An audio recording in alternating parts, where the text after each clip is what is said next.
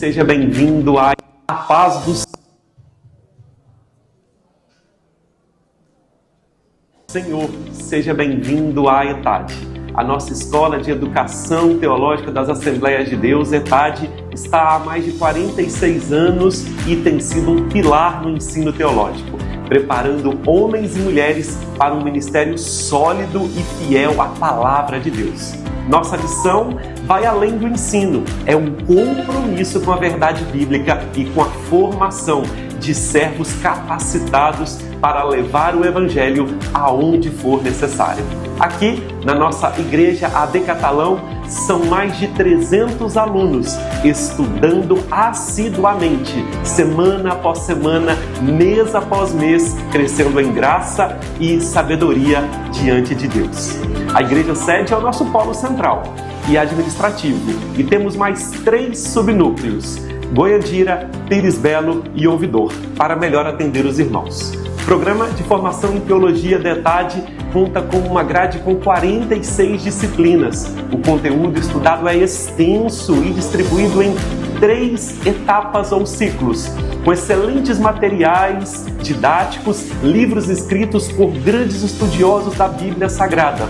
Sem contar os nossos professores, que se mantêm sempre muito dedicados ao ensino genuinamente cristão.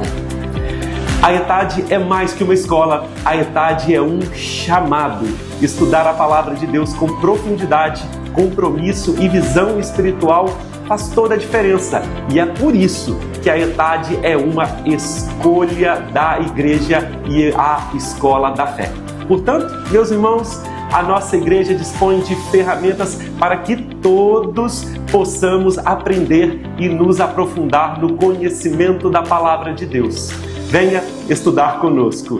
Você pode nos procurar diretamente aqui na Secretaria da ETAD, no Templo Sede, ou pelo telefone que está abaixo nesse QR Code. Queridos irmãos, a paz do Senhor. Você conhece o projeto de missões AD Catalão? Quero te falar que nós estamos na África, nós estamos no Canadá, estamos no Nordeste do Brasil, no estado do Piauí. Na África, nós estamos ali com alguns missionários que a Igreja de Catalão tem assumido a responsabilidade de abençoá-los ali. No Canadá, nós temos um outro projeto que o pastor Aderclay vai apresentar para vocês. Amados, a paz do Senhor Jesus.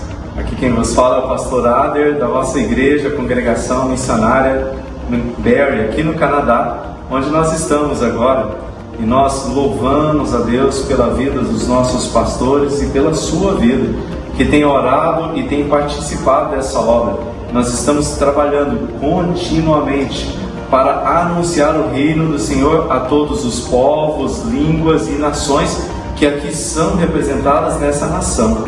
Que alegria para nós é saber que somos um só povo, e nós agradecemos a Deus por fazer parte desta igreja missionária, e nós precisamos da sua ajuda, precisamos das suas orações. Por favor, ore a Deus para que o Senhor continue usando a obra no Canadá e abrindo as portas para nós. Continue contribuindo e, por favor, acompanhe-nos na nossa rede social. Vai estar escrito aqui o endereço da nossa rede social. Fazendo assim, você está sendo um missionário da obra de Deus. Paz do Senhor Jesus, amada igreja, com muita alegria tivemos nosso primeiro batismo com 5 almas rendendo aos pés de Jesus. Foram ali batizadas num lago cheio de pessoas, e ali nós, no momento do ato do batismo, as pessoas falaram assim: uau, isso é lindo. Nós agradecemos vocês e vocês vão acompanhar as fotos do nosso encontro de hoje. Deus abençoe em nome de Jesus. Deus em Cristo os abençoe. A paz do Senhor. No Nordeste, nós estamos ali com 2 famílias de missionários trabalhando ali em Paquetá e em Pau d'Arco, um projeto que Deus tem abençoado naquela região. Venha somar conosco através da oração, contribuindo para que o nome do Senhor Jesus seja glorificado. Deus te abençoe.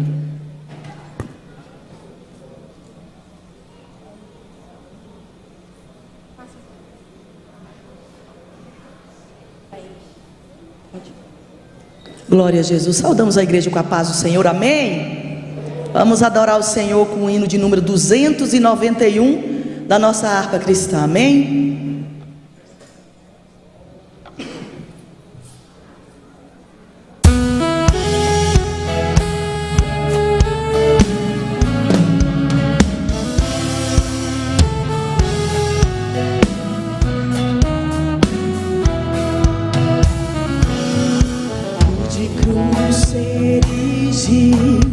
Dela um dia fugiu, com emblema de vergonha e dor. Cante! Mas contemplo essa cruz, porque nela Jesus deu a vida por mim, pecador. Se eu amo a mensagem da cruz, de morrer eu a vou proclamar. Levarei eu também minha cruz, de por uma coroa trocar. Veja a glória do céu, o Cordeiro de Deus, ao Calvário humilhante baixou. Essa cruz tem pra mim atrativo sem fim, porque nela Jesus me salvou. Se eu amo a mensagem da cruz, de morrer eu a vou proclamar. Levarei eu também minha cruz, de por uma coroa trocar. Nesta cruz padeceu e por mim já morreu, meu Jesus, para dar-me o perdão. Eu me alegro na cruz, dela vem graça e luz para minha santificação. Se eu amo a mensagem da cruz, de morrer eu a vou proclamar. Levarei eu também minha cruz, de por uma coroa trocar. Diga assim, ó: eu aqui com Jesus, a vergonha da cruz, quero sempre levar e sofrer. Cristo vem me buscar e com Ele no lar uma parte da parede ver. Se eu amo a mensagem da cruz, de morrer eu a vou proclamar. Levarei eu também minha cruz, de por uma coroa trocar. Você pode levantar a tua mão e glorificar a este Deus, que já estamos sentindo a presença do Espírito Santo aqui. Aleluia! Cante assim, ó: se eu amo a mensagem da cruz, de morrer eu a vou proclamar. Levarei eu também minha cruz, de por uma coroa trocar.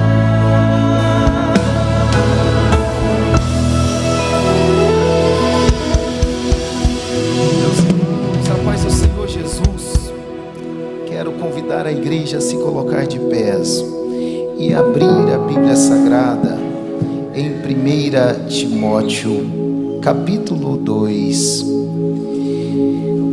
apenas o versículo 1 ao 3, ao 4. Nós começamos no dia de ontem e, por exemplo, a Vila União, disse aqui o pastor José Veni, já no domingo, este clamor que a igreja de Catalão está fazendo em prol da cidade. A cidade de Catalão, as cidades nas quais temos congregações. E eu disse que se deve orar o tempo todo para todas as cidades, estados, nações. No entanto, de uma forma muito propositiva, nós estaremos levantando este clamor em prol da nossa cidade. Quantas atrocidades, quantas tragédias, quantos acidentes, assassinatos, crimes de uma forma geral. Então, qual é o dever da igreja? Está aí, capítulo 2, versículo 1 a seguir da primeira que Paulo escreveu ao seu filho na fé, Timóteo. 1 Timóteo diz assim: admoesto-te, pois, antes de tudo, que se façam deprecações, orações, intercessões e ações de graças por todos os homens. Não é apenas uma parte, não é apenas um segmento da sociedade, mas sim por todos os homens, pelos reis e por todos os que estão em eminência, para que tenhamos uma vida quieta e sossegada, em toda a piedade e honestidade, porque isto é bom e agradável diante de Deus, nosso Salvador, que quer. Qual é a intenção de Jesus?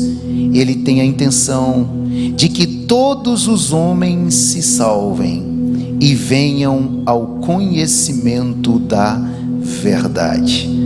A palavra por si só já ministra de uma forma profunda ao nosso coração, mas principalmente chama a igreja a cumprir com o dever de interceder, orar, clamar, tudo isso em ação de graça, tudo isso para a glória do Senhor.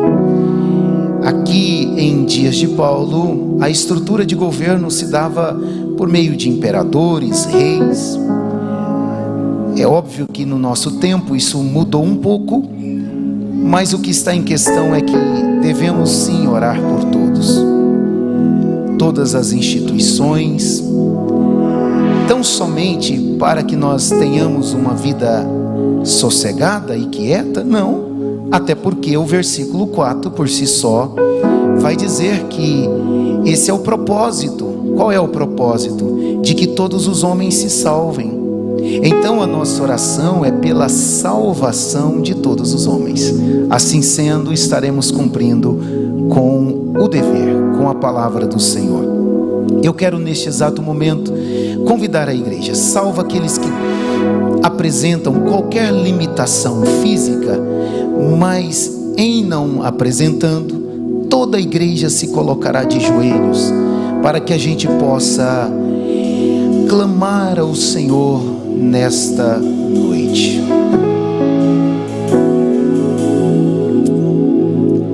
O nosso irmão, obreiro do Senhor, cantor Josias, já por favor fica aqui mais próximo, porque assim que ele for ministrar, estaremos adorando a Deus com as nossas ofertas e os nossos dízimos logo após a oração.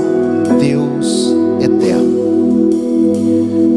soberano e maravilhoso, digno de ser adorado, louvado, engrandecido e exaltado nesta noite especial, neste mês tão oportuno, o mês de setembro de 2025. A tua igreja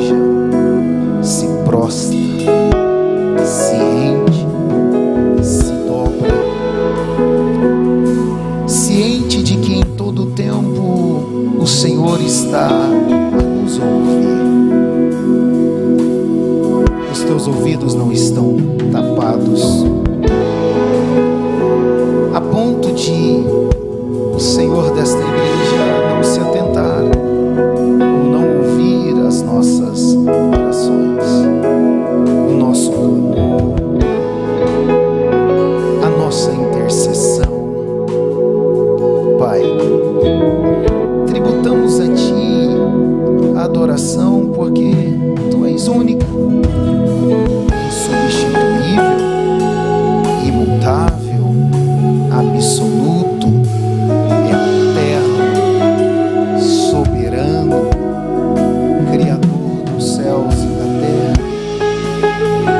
o Deus que se encarnou a fim de salvar a humanidade.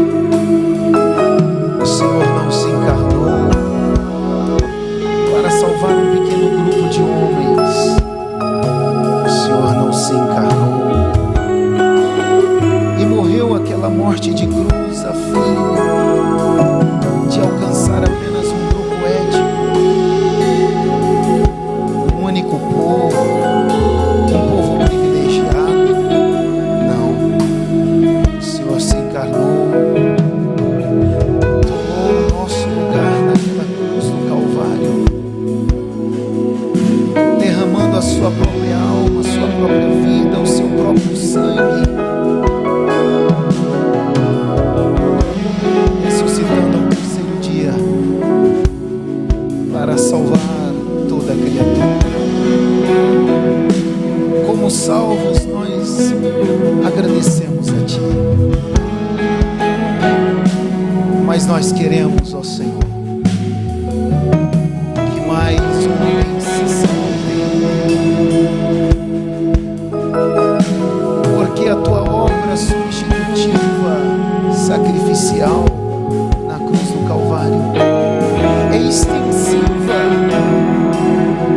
a todos os povos, a todas as nações, a todas as famílias. Senhor, a nossa fé, a fé salvífica, não pode ficar restrita apenas à minha casa, apenas ao meu lar, apenas à minha família consanguínea, ou a esta família espiritual. Não, Senhor. A fé salvífica ou a salvação dos homens, ela se estende e precisa se estender a todos os homens. Quantas pessoas nesta noite oprimidas, atormentadas, possessas, quantas pessoas neste exato momento vivendo uma vida terrível, trágica. Senhor, quantas pessoas padecendo do mal, da operação satânica que rege este universo, que rege o mundo dos homens, esse sistema maléfico. Nós, antes de tudo, oramos e clamamos pela maior de todas as libertações, pelo maior de todos os livramentos,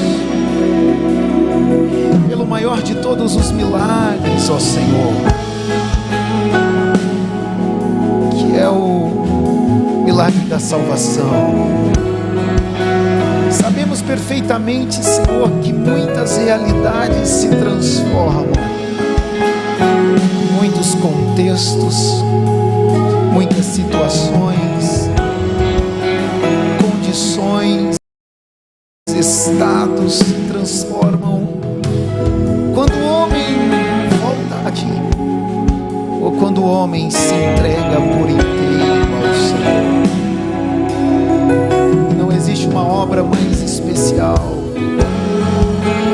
mais extraordinária do que a salvação de uma vida É por isso, Senhor, que esta igreja começa clamando dessa forma,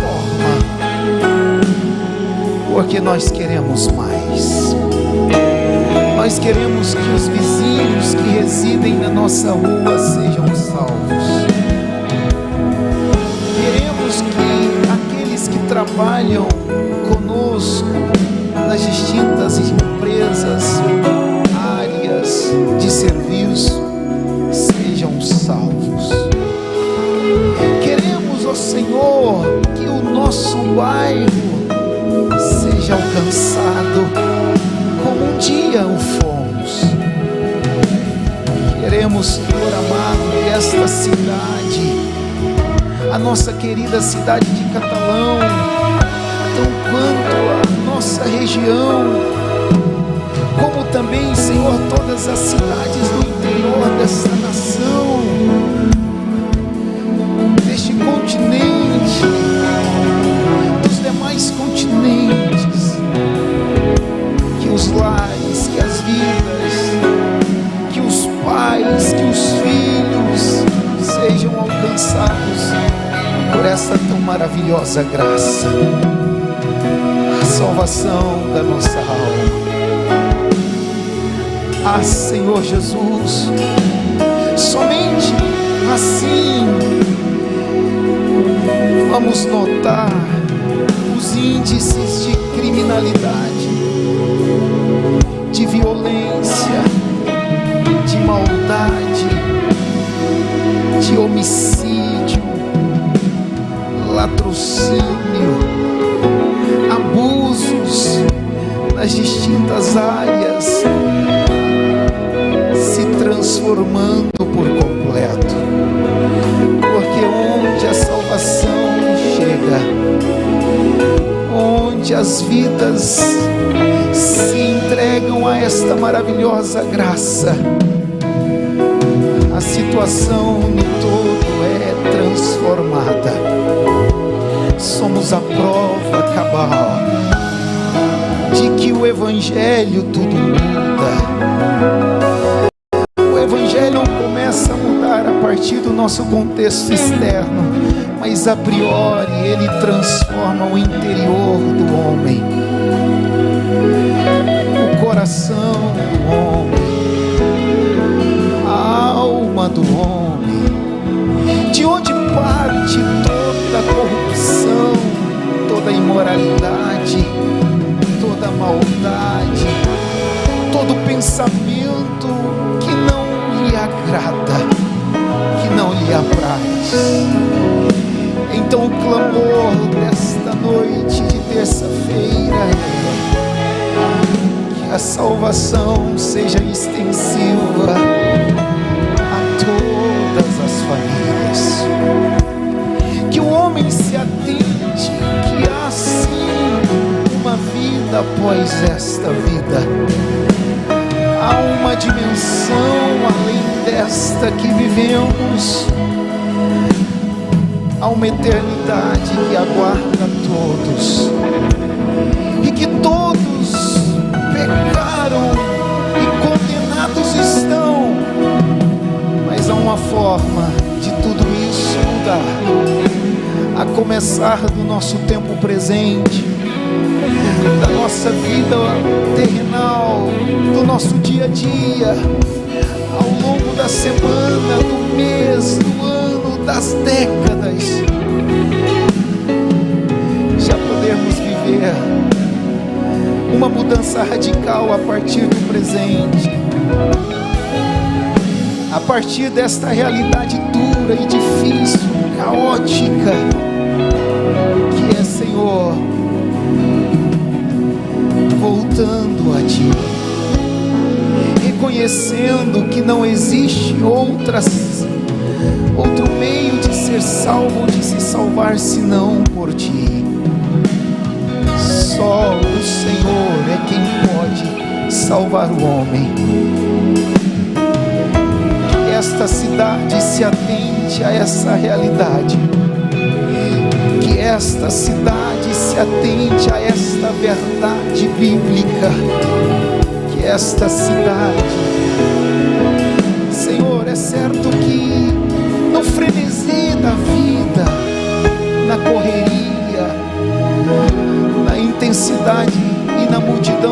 coisas, das demandas, dentre tantas coisas, a gente se perca, a gente não se lembre de que há um contexto espiritual, há um elemento espiritual.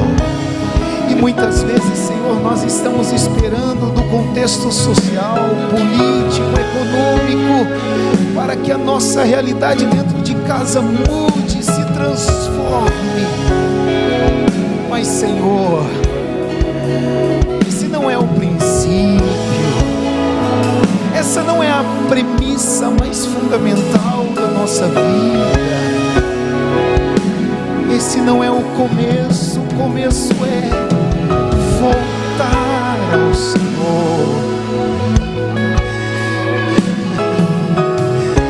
Senhor, que a fé que somente o Senhor planta no coração do homem, a ponto dele ter condição de corresponder à graça salvífica, possa ser plantada em cada habitante desta cidade, em cada morador, em cada residente, Senhor, em cada membro da família. Senhor amado, nós apresentamos na totalidade as instituições, a começar da família, Senhor, passando pela igreja, alcançando também o executivo e aqueles que lá estão, o judiciário, o legislativo. Nós te agradecemos por este momento tão especial e por sempre nos ouvir. Muito obrigado, Senhor, sempre orando e orando no teu nome, no nome de Jesus Cristo. Aleluia, aleluia, aleluia. Vamos adorar a Deus com as nossas ofertas e os nossos dízimos. Senhor, pastor. Glória a Jesus. Quem está alegre com Jesus? Glória a Deus. Quem está alegre com Jesus? Amém. Glória a Deus. Eu quero os saudar com a paz do Senhor Jesus. Glória a Deus. Quero agradecer a Deus por esta rica oportunidade. Agradecer a Deus pelo pastor presidente, a pastora, glória a Jesus, pastor Neto, ao vice-presidente, enfim, ao corpo de obreiro, ao pastor Elcio, a qual é o pastor local, glória a Jesus, aonde eu congrego, em Santa Terezinha, que Deus ele continue abençoando a vossa vida, e agradecer à igreja, glória a Jesus, bendito seja o nome santo do Senhor. Sou muito feliz em reconhecer e conhecer mais uma parte da família que vai morar no céu, aleluia. Bendito seja Deus, eu sou grato a Deus. Vamos adorar o Senhor porque Ele merece, aleluia. Deus é digno de honra e de glória. Aquele que tem glória, dê glória. Aquele que tem aleluia, dê aleluia. Aquele que não puder, faça um gesto com a mão que Deus recebe como louvor, aleluia. Cada gesto seu, aleluia, é uma adoração para Deus, amém, igreja? Aleluia. Glória a Deus.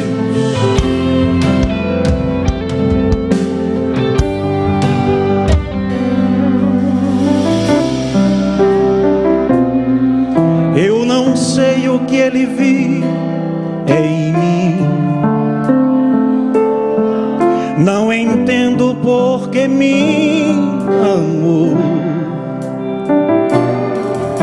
Eu não sou o que eu devia ser, mesmo assim Ele me abraçou. Sou pequeno, Ele tão grande é. Eu sou falho, Ele é fiel. O que eu mereci era morrer, mas Ele me prometeu o céu.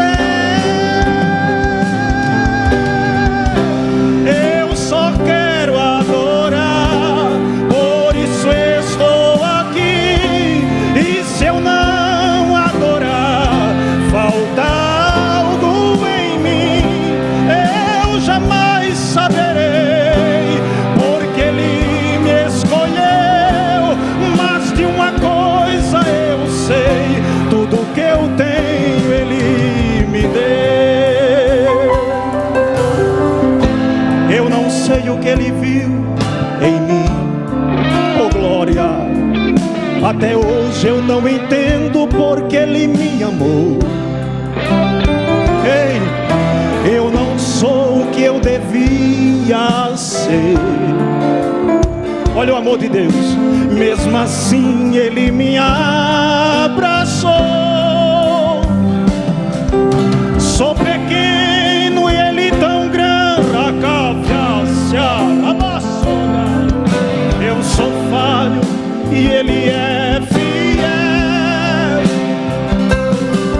Não era nem pra mim estar hoje aqui,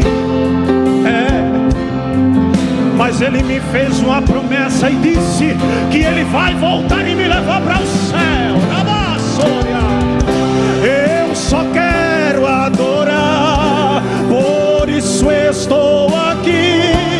E se eu não adorar, falta algo em mim. Eu jamais saberei, porque Ele me escolheu.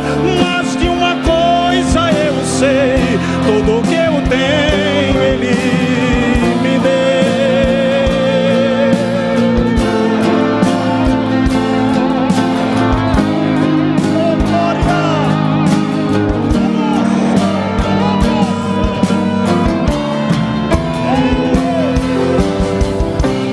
Eu só quero adorar, por isso estou aqui. E se eu não adorar, faltará algo em mim. Eu jamais saberei, porque Ele me escolheu. Mas de uma coisa eu sei, tudo que eu tenho foi Jesus quem deu.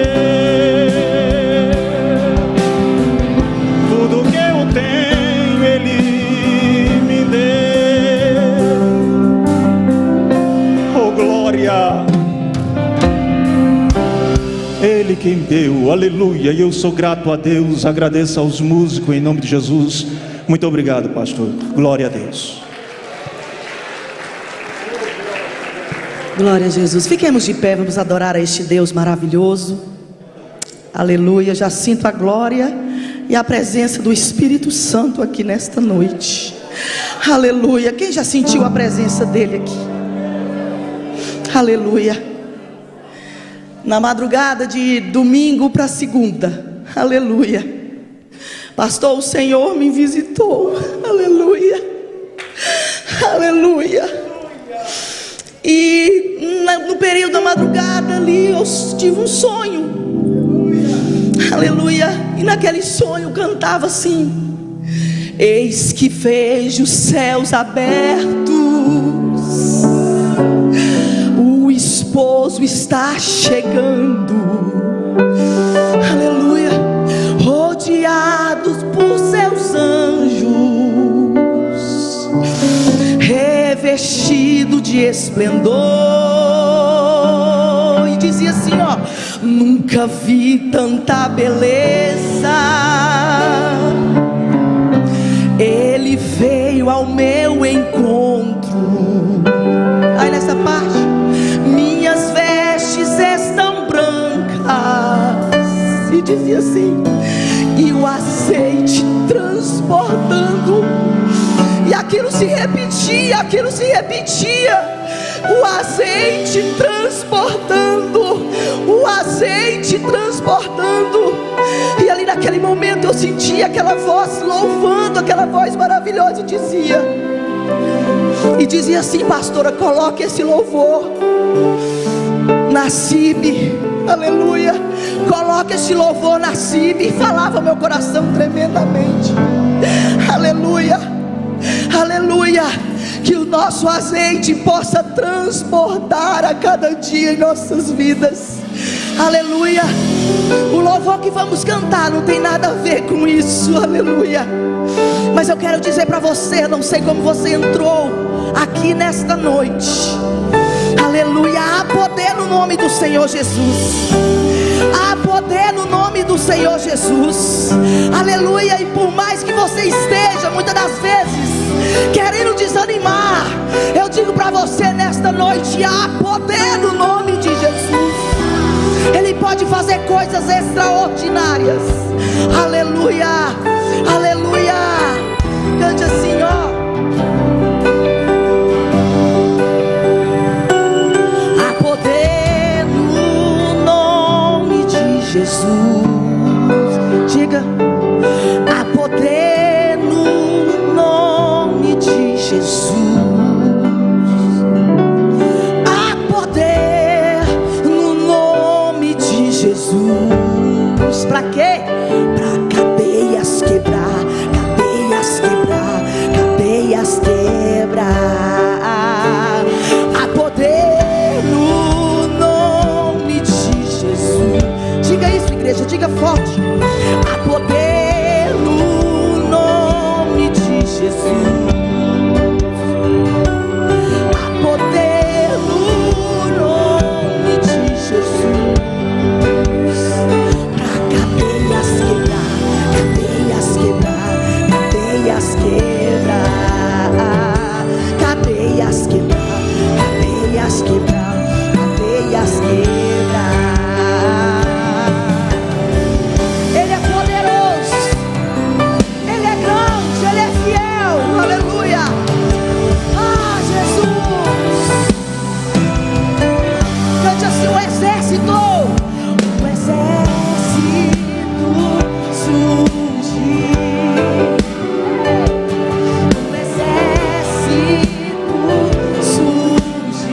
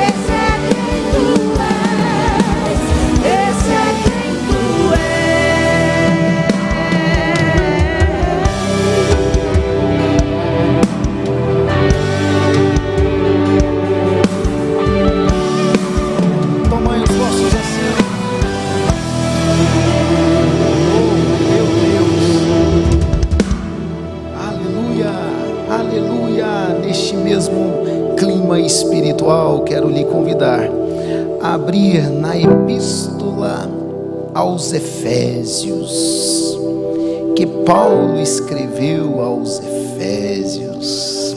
Éfeso, uma cidade que tem muito a nos ensinar, mas mais do que isso,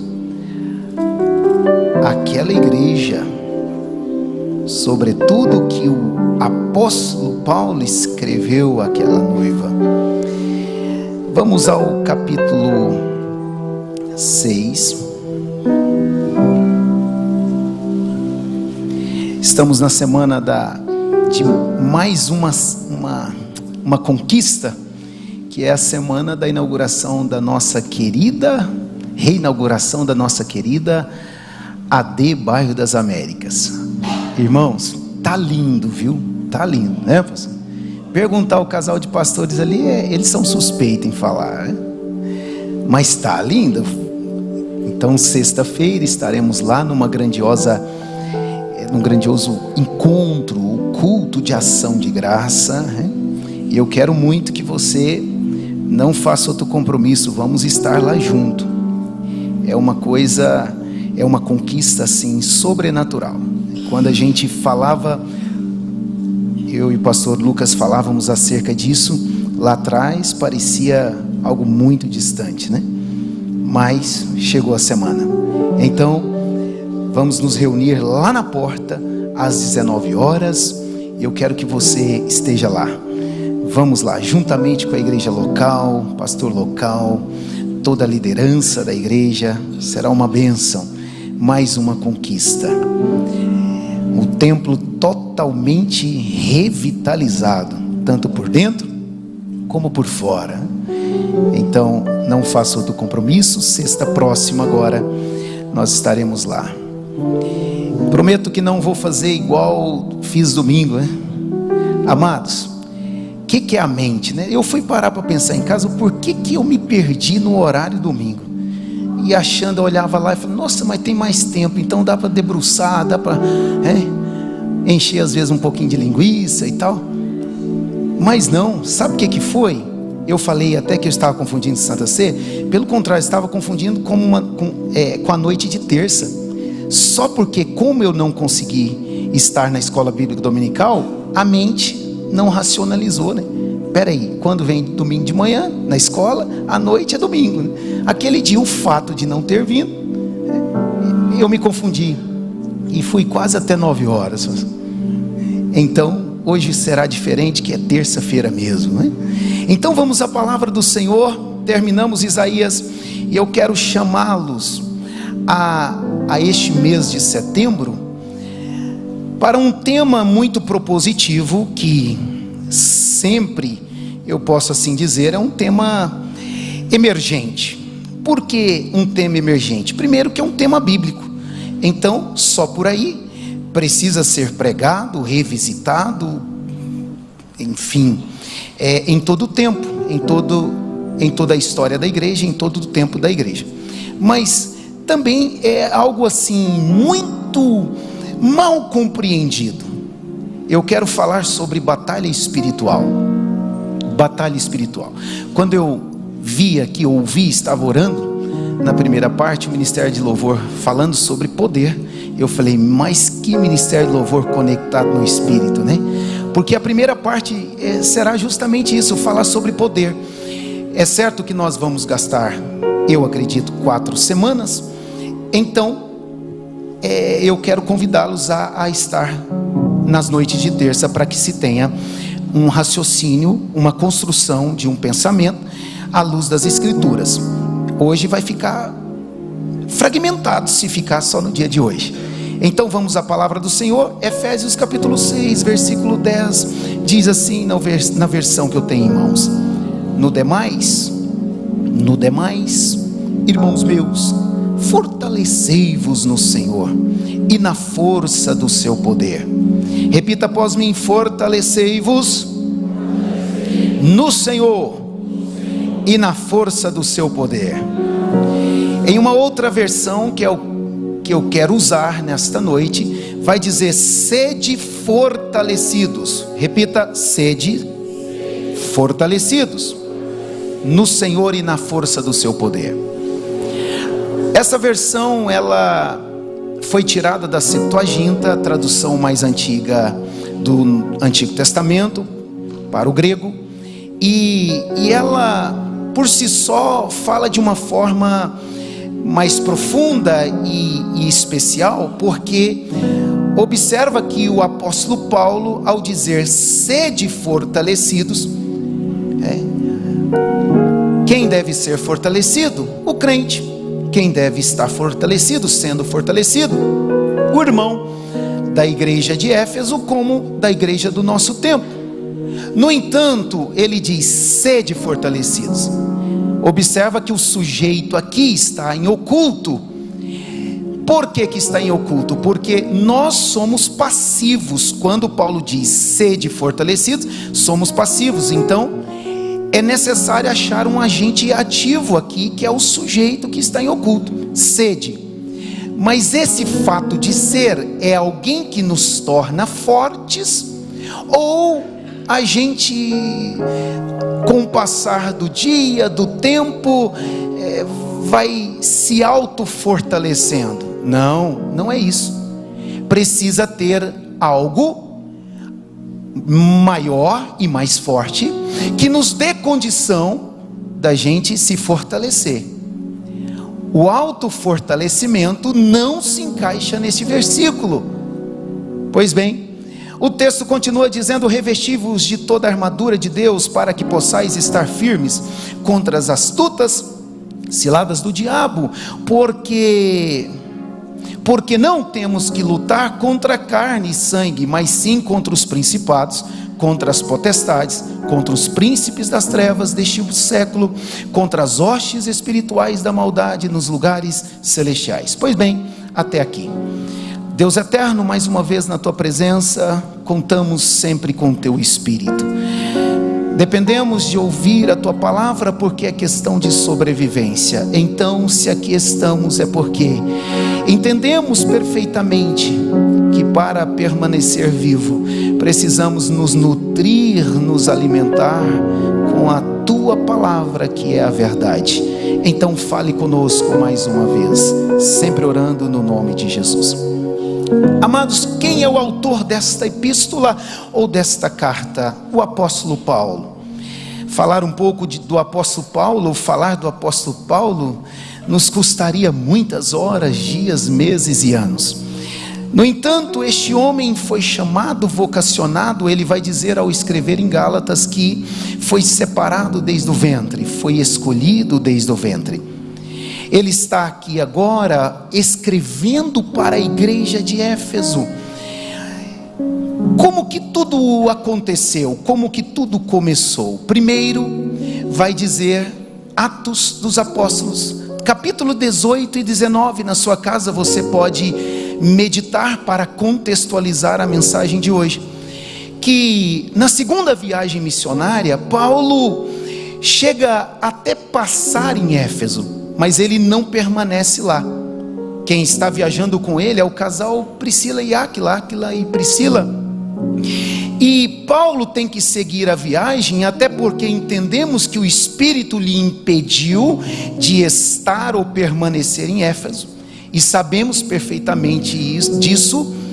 Paulo agora vai deixar em Éfeso quem? Aquele casal que encontrou-se com Paulo na viagem missionária, na segunda viagem missionária, quando é bem provável que eles, por causa da perseguição em Roma, eles saem às pressas, vão para a cidade de Corinto, e lá, de uma forma muito propositiva, espiritualmente falando, eles conhecem Paulo. Tudo bem, estamos na segunda viagem missionária. Agora Paulo deixa esse casal onde? Na cidade de Éfeso. E o propósito é levar a palavra.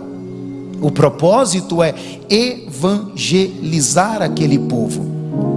A cidade de Éfeso é uma cidade muito sugestiva, porque ela se parece muito com as cidades do nosso tempo. Pois bem, aquele casal fica ali E aí Paulo segue viagem.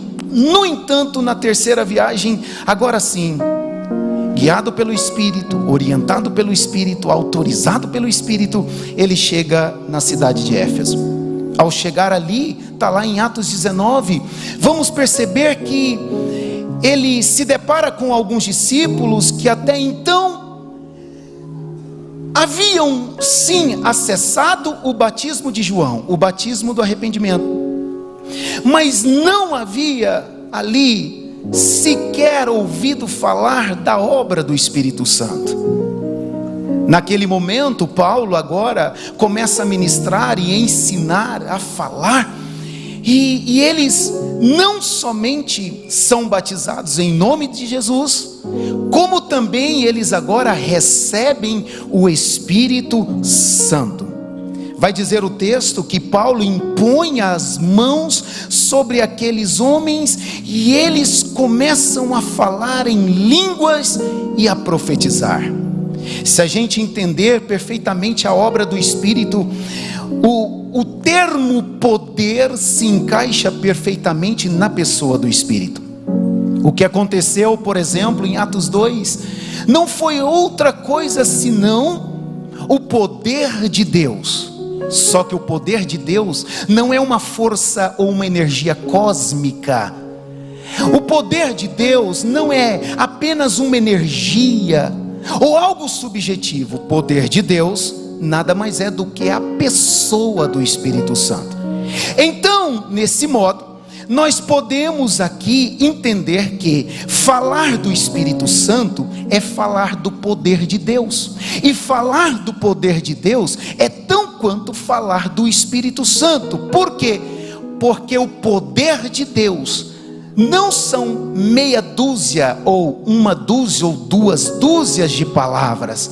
Não, o poder de Deus é a pessoa do Espírito Santo. Ora, venha comigo, a cidade de Éfeso é uma cidade que sabe perfeitamente o que é poder.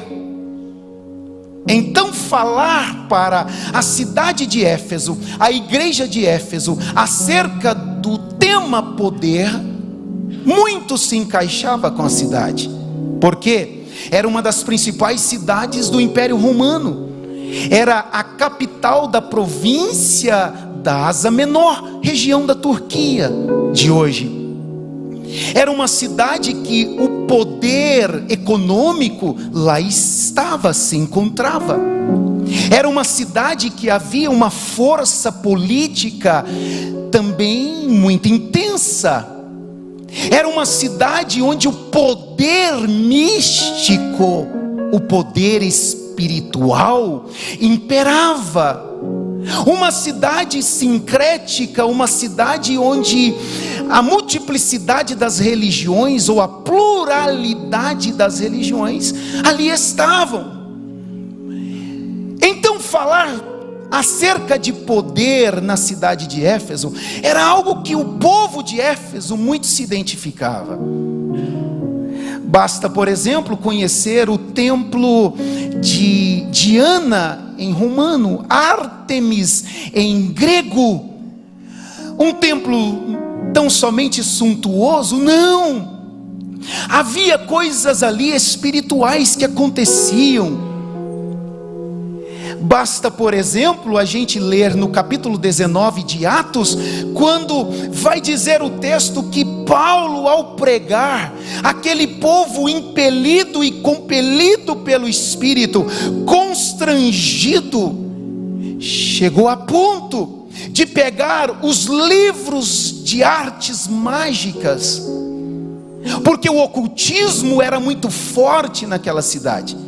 Então a ideia espiritualística era muito forte. Nada mais do que propositivo, ou nada mais interessante do que abordar uma carta, escrever uma carta para uma igreja que acessa tipos e tipos de poder.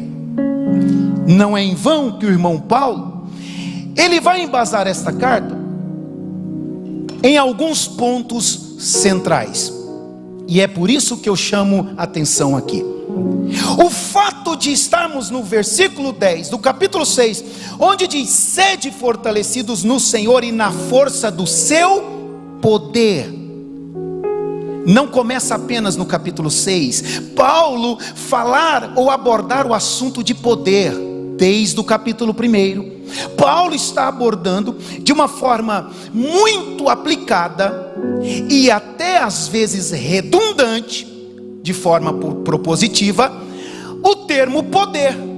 E não somente a questão do poder, mas também a questão do reino invisível, do reino espiritual.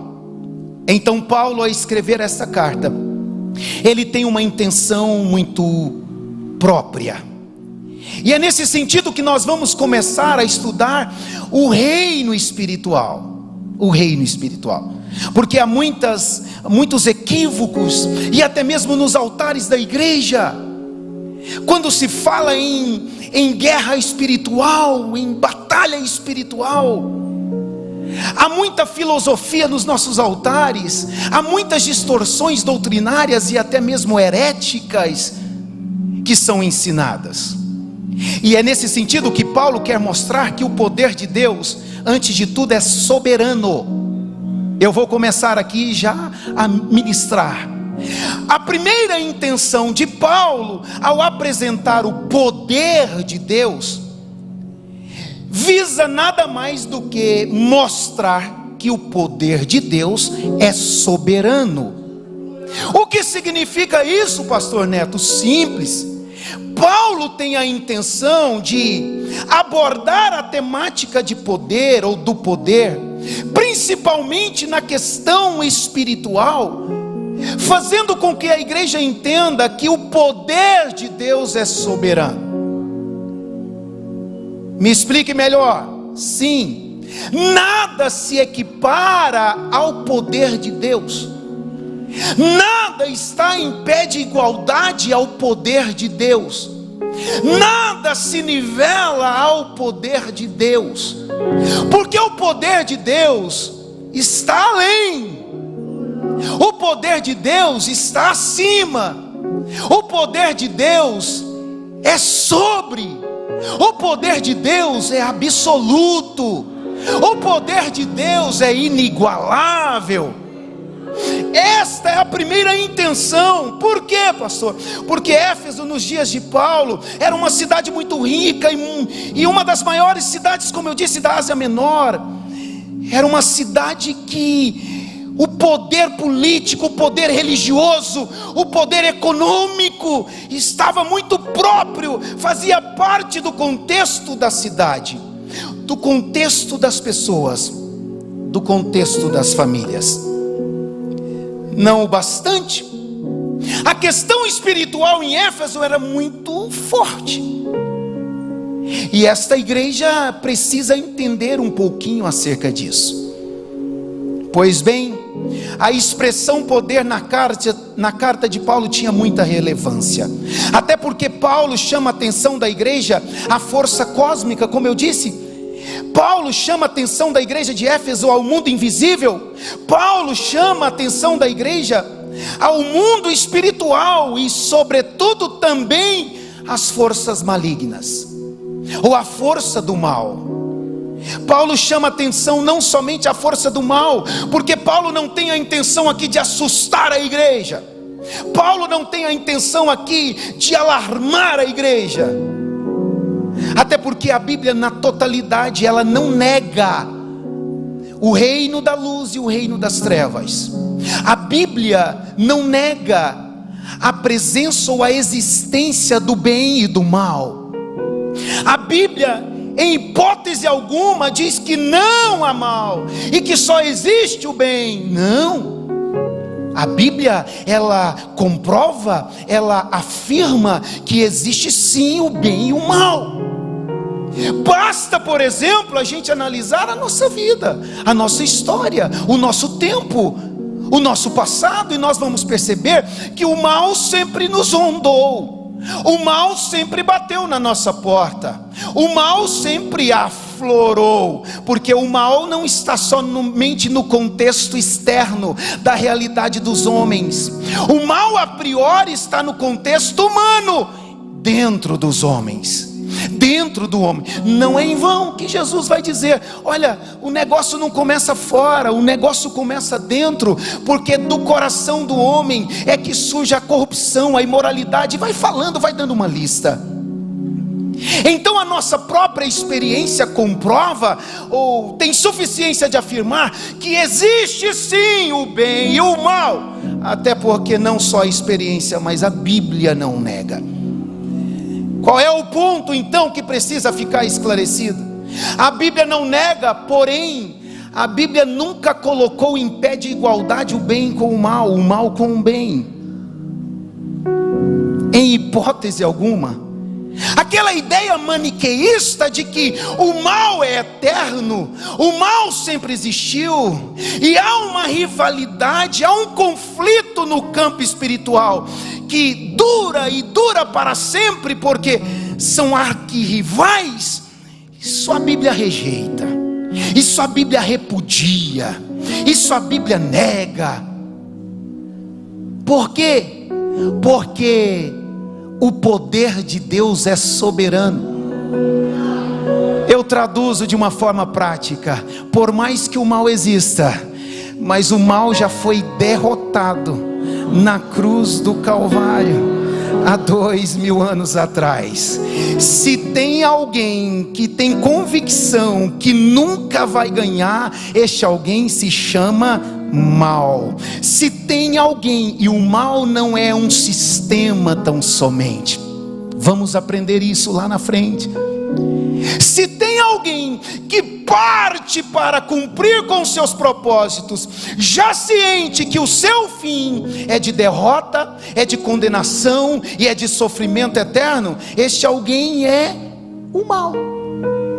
O mal pessoa, o mal diabo, o mal antagônico a Deus. Porque o mal não é subjetivo, o mal é uma pessoa tão quanto Deus é uma pessoa. Então o sentido que Paulo quer nos trazer aqui é que sim, existe, sim, há uma batalha, sim, há uma luta travada, sim, nós temos que vencer, sim, existe, porque existe. No entanto, aqueles que estão em Cristo. Por isso que Paulo, de forma redundante, sempre está falando em Cristo, em Cristo, em Cristo. Se você não entendeu, eu já aplico aqui nesta noite. Se você quer ter vitória, precisa estar em Cristo. Se você quiser um casamento restaurado, você precisa estar em Cristo. Se você quiser ter um futuro brilhante, você precisa estar hoje em Cristo. Se esta igreja quiser de fato e vai triunfar, ela precisa estar em Cristo, em todo tempo em Cristo. Não comece a caminhada fora de Cristo, comece em Cristo, mas termine em Cristo. Desdobre no dia a dia em Cristo. É por isso que Paulo vai abordar por 3 vezes a questão do mundo espiritual. No capítulo 3, no versículo 3 do capítulo 1, Paulo vai dizer assim: que nos abençoou com todas as bênçãos espirituais nas regiões celestiais em Cristo. Por 3 vezes pelo menos, Paulo vai citar nessa epístola muito curta um conteúdo muito objetivo, porém muito profundo, e chegam a dizer que talvez esta aqui seja a carta ou a escrita de Paulo mais madura. É uma epístola doutrinária, é uma epístola que trata assuntos como, por exemplo, da redenção, e tem a redenção como tema central, a reconciliação, o pecado, a degeneração, e entre outras coisas mais. Mas venha comigo, por 3 vezes pelo menos Paulo vai falar de regiões celestiais, ares, o mundo que nós não acessamos. Nós estávamos falando agora há pouco, a nossa cidade com tanto crime, A nossa cidade com tanto acidente, tantas tragédias, tantas coisas. Ora, quem é que rege tudo isso? De onde vem tudo isso? É óbvio que a começar da maldade do coração, porque nós não vamos colocar na fatura de Satanás aquilo que é da nossa fatura. Nós não vamos atribuir a Satanás aquilo que é da nossa responsabilidade. Mas Paulo está nos levando e levando a igreja de Éfeso a acessar este mundo invisível, não tangível, que não se materializa, mas ele é real. Ninguém aqui, por exemplo, salvo um ou dois, que caso Deus assim o queira, está vendo o diabo, está vendo anjos, mas eles são reais, existem. E é isso que Paulo quer nos apresentar. Paulo poderia começar nos apresentando a questão das regiões celestiais a partir do capítulo 6 que nós lemos. Vocês perceberam que o versículo 12, Paulo diz assim: porque não temos que lutar contra carne e sangue, mas sim contra os principados, contra as potestades, contra os príncipes das trevas deste século, contra as hostes espirituais da maldade nos lugares celestiais. Paulo poderia ter começado a abordar o tema de reino, ou o tema de regiões celestiais, ou o campo espiritual a partir do capítulo 6, mas Paulo não é assim. Paulo começa a partir do capítulo 1. Ele nos apresenta as regiões celestiais da seguinte forma, versículo 3: que nos abençoou com todas as bênçãos espirituais, sabe onde? Nas regiões celestiais em Cristo. Você não entendeu? Eu explico. Paulo no capítulo 6 vai dizer que potestades, principados e outras coisas do mal estão onde? Nos ares. Mas no capítulo 1, ele primeiro nos apresenta algo que está acima, algo que está no andar superior. Um dia ele visitou, ele disse assim: eu conheci um homem, sabemos que é ele, que visitou o terceiro céu. Paulo começa nos apresentando o reino, aliás, as regiões espirituais, nos apresentando primeiro a casa de Deus, a morada de Deus, o lugar onde Deus habita, o lugar onde para muitos parece que Deus perdeu o controle. Perdeu nada. Pergunte para Paulo: quem é que controla todas as coisas? Quem é que domina todas as coisas? Quem é que governa todas as coisas?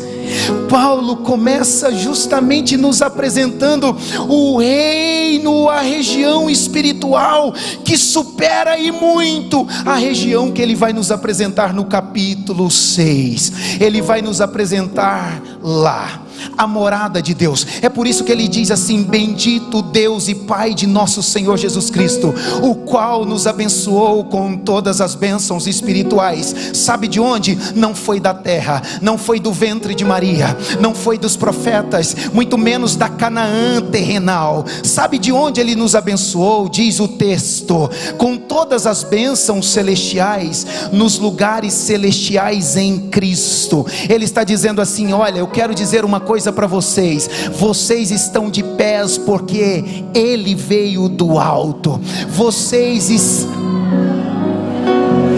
Vocês têm condição de combater porque Ele que veio do alto está com vocês. Vocês têm condição de vencer porque Ele que veio do alto nunca vai abandonar vocês.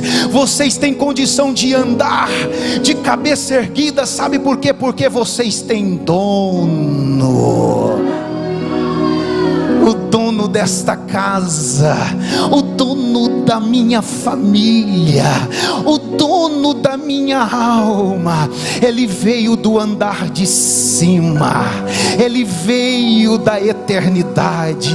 Oh Deus bom, oh Deus maravilhoso, oh Deus Deus lindo, é por isso que a tua noiva aqui está, é por isso que muitas sepulturas se fecharam, é por isso que muitos laços foram desfeitos, é por isso que muitos grilhões foram arrebentados, é por isso que o ministério de louvor cantou aquele hino. Por quê? Porque o Senhor da casa veio de cima, veio do alto, trazendo todo o poder. Dá licença, gente, o nosso Deus é maior do que aquele que está no mundo. Dá licença, gente, o inferno pode se levantar, mas o meu Deus, o seu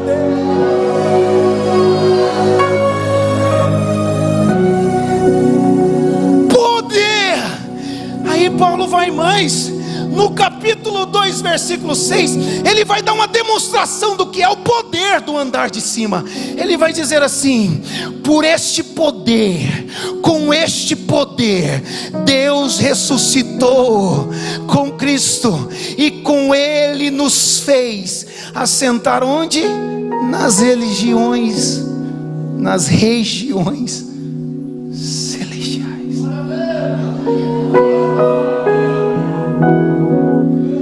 Eu tenho que explicar? Então eu explico. Versículo 6 do capítulo 2: Deus ressuscitou com Cristo, e com Ele nos fez assentar onde? Nas regiões celestiais em Cristo. Sabe o que Paulo está querendo dizer?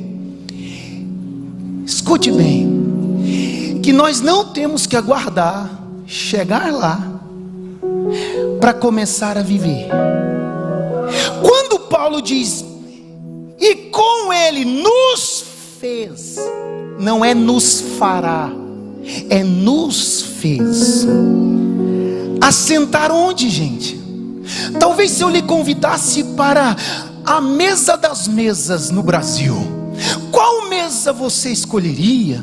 Talvez você falaria: eu queria sentar com o presidente da república, eu queria sentar com não sei quem, com a família A, eu queria... Não é esta mesa.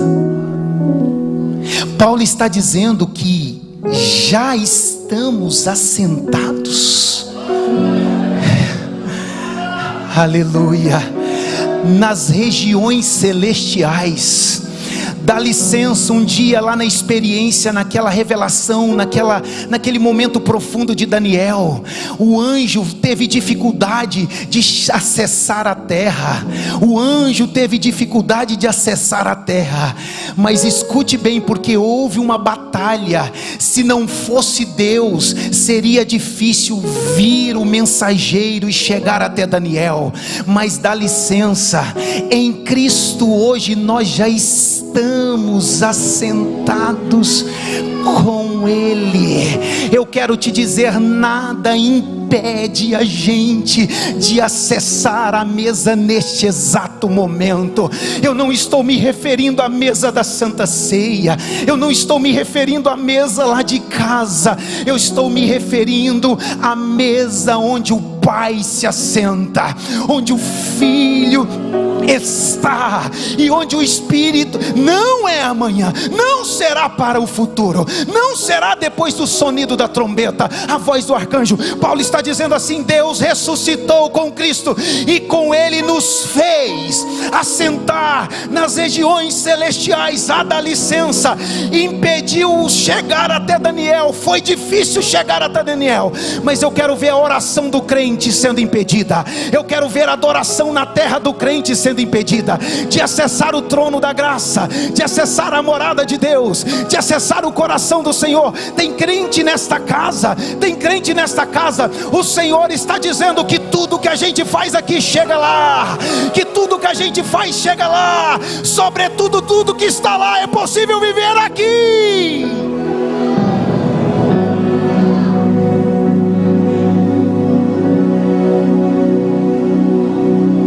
É pouca coisa. Eu volto a falar, sabe aquela comiseração? Esse é o pequenininho. olha onde você está sentado. Vai dizer o texto: no tempo presente nos fez assentar nas regiões celestiais. Não é com Satanás, não é com aquela terça parte decaída, degenerada e condenada eternamente, é com o Senhor. É por isso que ele vai dizer: em Cristo Jesus, pela fé nós estamos lá. E quem senta à mesa participa de tudo que está servido na mesa. Eu vou repetir isso aqui: se eu lhe convidar para você almoçar lá em casa, e olha que o arroz da minha esposa é muito bom, como é bom, tudo que ela servir à mesa, obviamente estará liberado para aquele que está sentado na mesa, não é assim? Então imagine comigo, assentar na mesa com o Senhor, ou em Jesus Cristo, é acessar tudo que está sobre a mesa. Lá em casa tem arroz, no céu também tem arroz celestial. Me permita a figura da linguagem: é acessar o pão que está lá, é acessar o cálice que está lá, é acessar a alegria que está lá, é acessar o gozo que está lá, é acessar a paz que está lá, é acessar toda sorte de... Não é uma parte de bênçãos, não é um terço de bênçãos, é toda sorte de bênçãos. Você quer ter paz? Acesse a paz. Você quer ter amor? Acesse o amor. Você quer ter alegria, gozo no seu casamento? Acesse tudo isso. Como, pastor? Em Jesus Cristo, o assunto central da nossa vida, a pessoa maravilhosa da nossa alma, o Espírito Santo, o representante que reside dentro de nós. O Senhor está falando com essa noiva aqui nesta noite, que Ele está com as comportas abertas, pronto a deliberar, mas é tempo da gente voltar a acessar. Eu vou repetir isso aqui: o Senhor está dizendo: o trono da graça tem para dar, o trono da graça tem alegria, tem paz, tem amor, tem gozo, tem... Quer acessar? Acesse, acesse. Como, pastor? Jesus Cristo. Aí ele vai para o 6. Aí no 6 que ele vai falar: porque a nossa luta não é contra a carne, papapá, isso é tema de outra terça. Então a expressão poder tem extrema relevância, pois se o tema redenção é central nesta carta, Paulo vai discorrer que isso começou no mundo invisível. Ora, porque o poder que acessamos não é um poder qualquer. O porquê que a gente não precisa conviver ou estar envolvido ou ele residir dentro de nós? O medo. Por quê? Porque de muita gente medrosa, porque de muita gente até o medo ao ponto da covardia. O que Paulo quer nos mostrar é que em Cristo Jesus a gente acessa não um poder político. É por isso, abro um parêntese, que tudo bem, a igreja tem que dirimir, tem que instruir, tem que falar, tem que ensinar. Como eu sempre falei, como que a gente quer que Deus abençoe as crianças, ora pelas crianças e apoia a gente que é abortista? Aí é para acabar com o Piqui de Goiás, né? Aí é para o Piqui ficar entalado aqui, não tem condição. Mas a nossa esperança não está na política, a nossa esperança não está na militância partidária, a nossa esperança, tudo bem, a economia vai de mal a pior, a economia vai aos trancos e barrancos, mas a gente não consegue dormir hoje com medo do amanhã. A gente não começa, a gente não consegue dar o passo seguinte por causa do risco.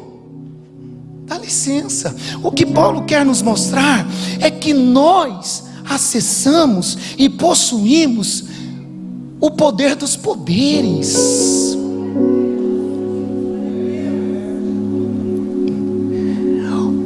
poder dos poderes. É isso que Paulo está querendo mostrar aqui.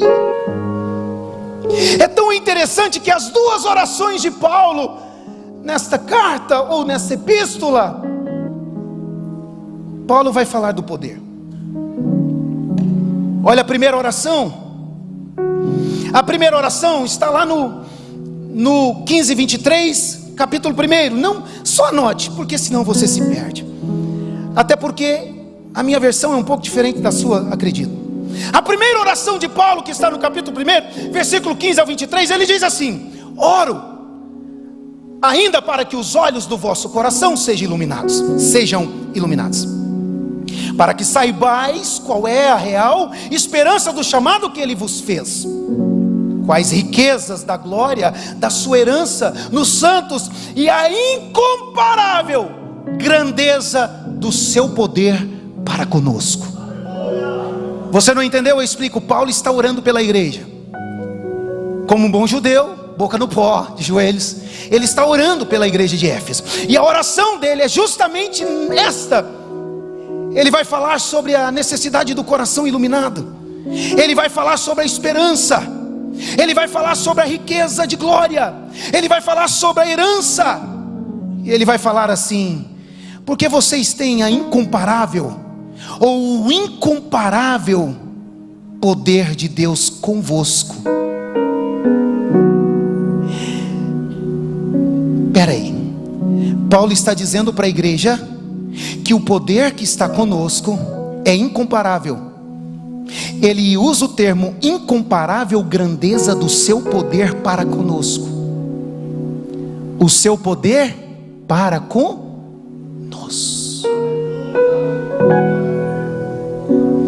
Se aí, vamos entender o que Davi entendeu. Desculpa, Davi. O gigante está lá, não está? Gigante grande, todo armado, não é? Paramentado, ok? Só que Davi entendia o poder que estava com ele. Para todo mundo, quem era gigante? Não, tem gente dormindo. Para todo mundo, quem era o gigante? Para Deus, sabe quem era o gigante? Davi. Então vamos novamente. Para todo mundo, inclusive para Saul e o exército, quem era o gigante? E para Deus? Ah, se o Davizinho de hoje soubesse o poder. Alguém vai dizer: pastor, o senhor é animado demais, o senhor é ousado demais, o senhor fala umas coisas no altar, o senhor desafia umas certas coisas que eu... Sabe o que é isso? É o Davizinho do século 21. Se tem uma oração que eu faço, é: Senhor, tudo bem que o gigante Golias se apresenta, tudo bem que ele se levanta, tudo bem que ele afronta, tudo bem que ele desafia, mas faça eu entender que eu sou o Davizinho do Senhor. Pode vir contra mim quem é você, incircunciso, que tem a audácia, a loucura, a inconsequência, o devaneio de desafiar o Senhor dos exércitos.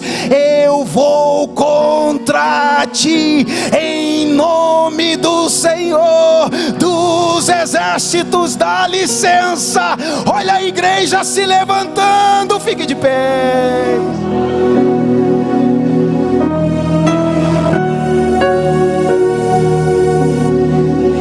Se no casamento o marido e a esposa entenderem que eles são os Davizinhos, se no ministério você entender que você é o Davizinho, dá licença. Aleluia.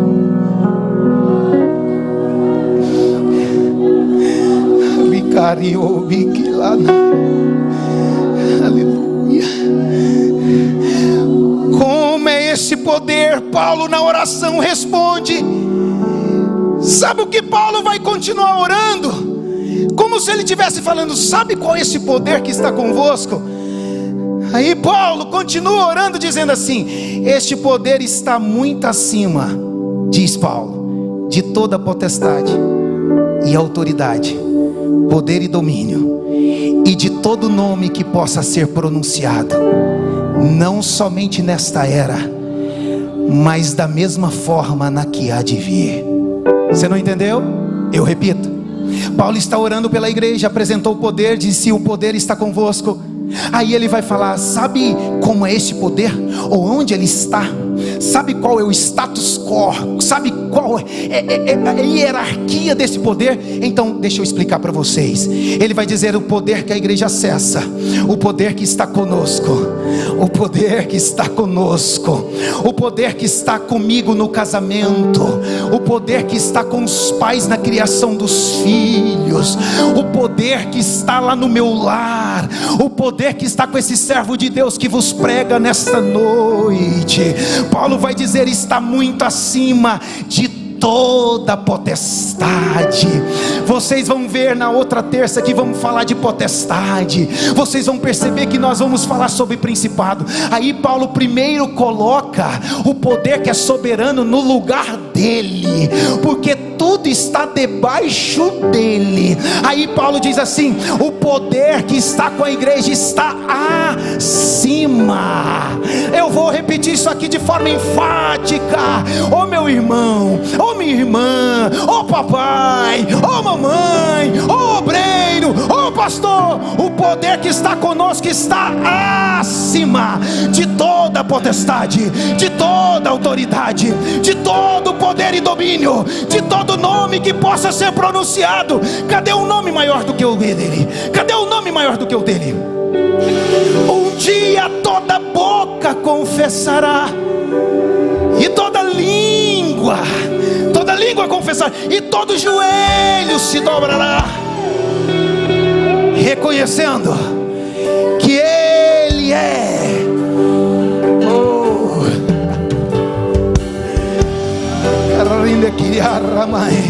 que o nome dele é Jesus Cristo, para a glória de Deus Pai. Jesus Cristo é o dono da minha casa.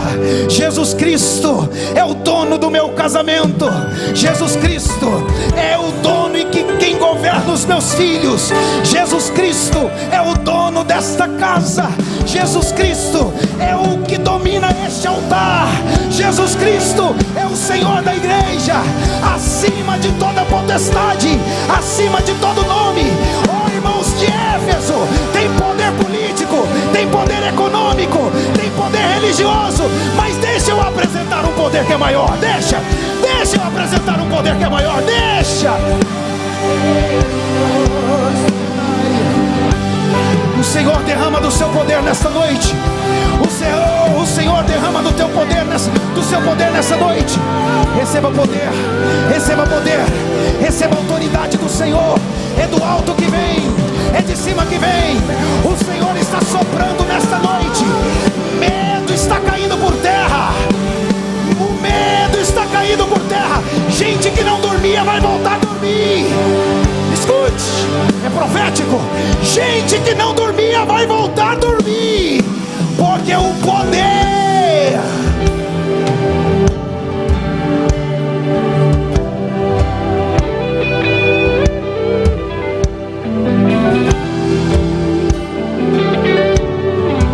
tem alguém nessa noite.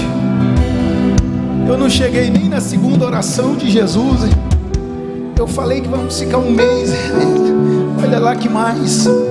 E muito menos no versículo. Quando a gente chegar no sede fortalecidos. Sede. Sei lá para terça que vem.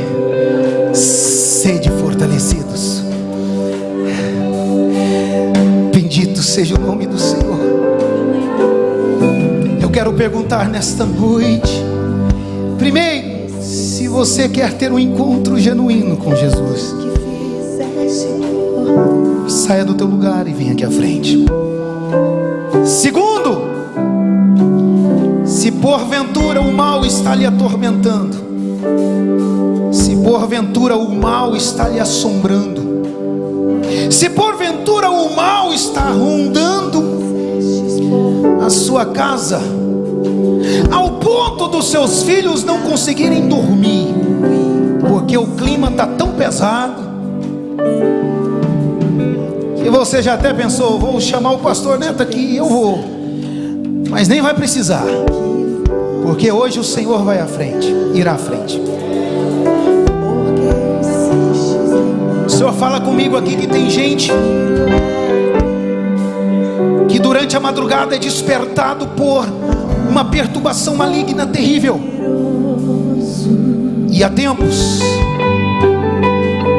estaremos orando aqui, e o mal cairá por terra em nome de Jesus. O mal cairá por terra em nome de Jesus. Se você não se atentou ao que está sendo profetizado aqui, o mal cairá por terra em nome de Jesus.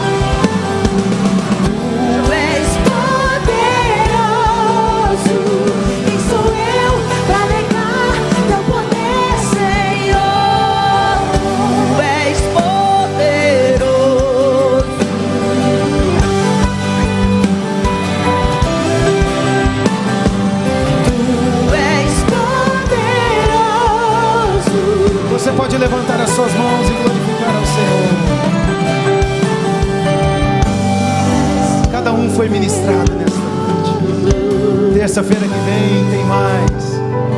Deus continue a abençoar a cada um de nós. Cantina está funcionando?